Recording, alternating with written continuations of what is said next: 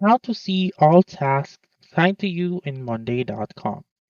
First is by opening your web browser such as Chrome, and then go to Monday.com and then sign in with your account. Once you have done that, you may now click on this notification button or this bell button found on the upper right of your screen.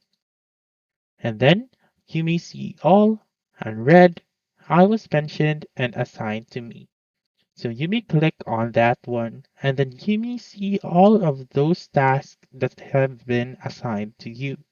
You may also filter by person. So click on this button right here and search the name of that person. So again, just a recap, go to monday.com, go to this notification icon, click on assign to me, and you may see all of the tasks that have been assigned to you.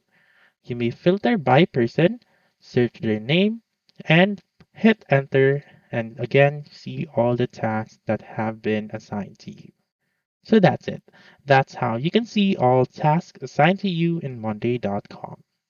So that's all for this video. Let me know in the comments section if this works out for you. For more helpful tutorials like this, please subscribe to our channel and don't forget to click that notification bell.